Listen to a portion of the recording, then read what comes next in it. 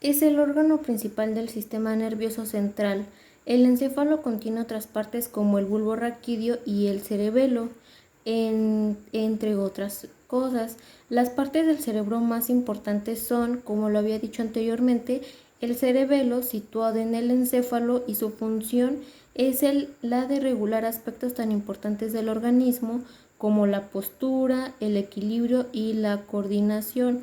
Por otro lado tenemos el hipotálamo. Este se regula las funciones del organismo, por ejemplo, los ciclos de sueños, las temperaturas del cuerpo, el hambre y el ánimo. El lenguaje es otro.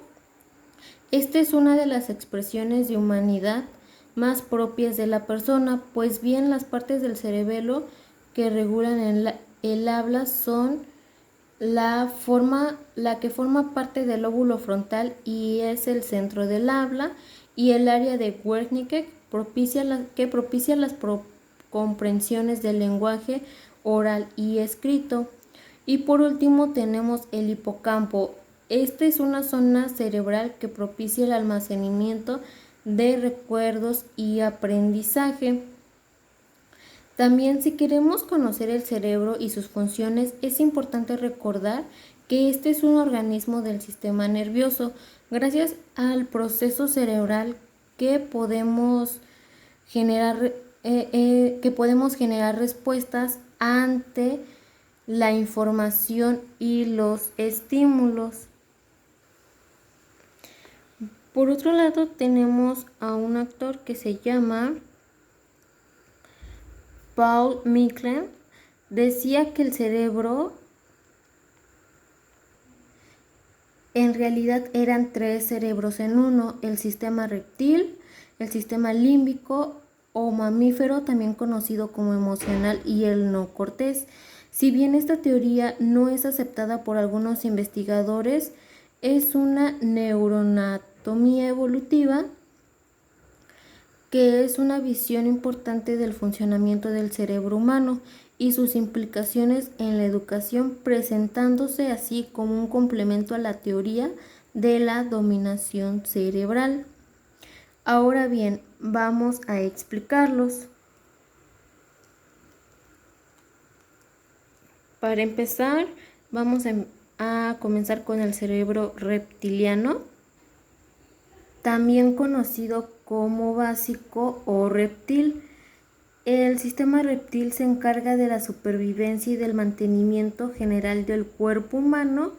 Se caracteriza por ser el responsable de la conducta automática y programada, como las que se necesitan para la preservación de la especie, de los cambios fisiológicos y para la supervivencia.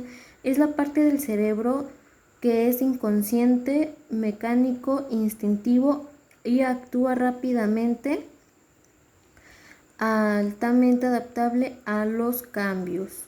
De otro lado tenemos el emocional, también conocido como sistema límbico o mamífero.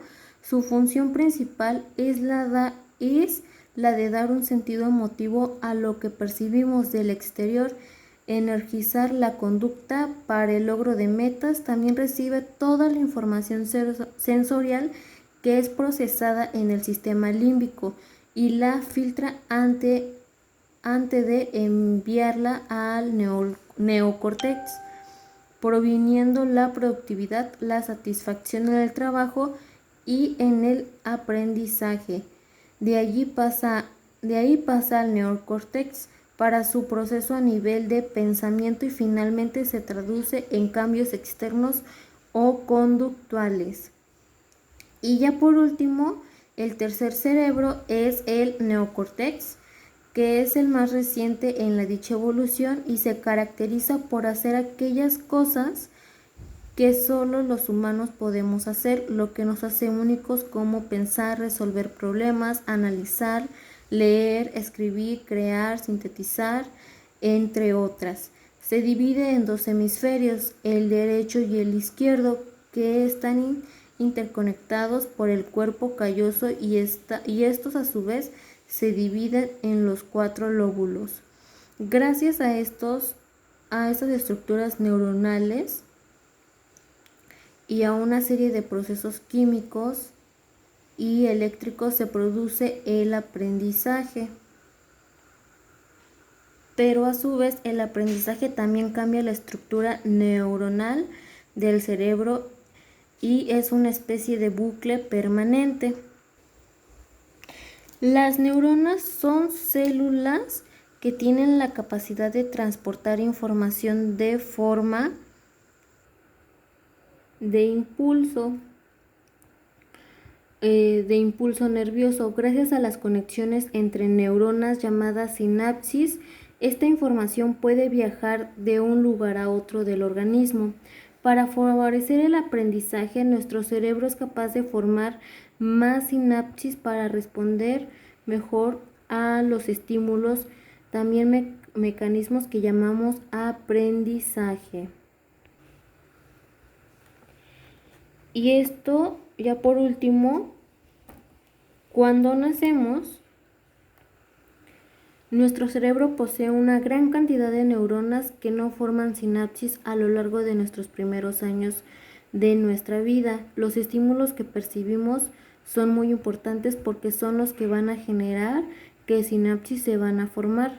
En este caso, por ejemplo, tenemos los sentidos del tacto, del olfato, del oído, del gusto y también del visual. De esta manera, nuestro cerebro va a ir aprendiendo conforme a los años. Y bueno, muchas gracias por su atención. Espero que les haya gustado esta breve información. Hasta luego.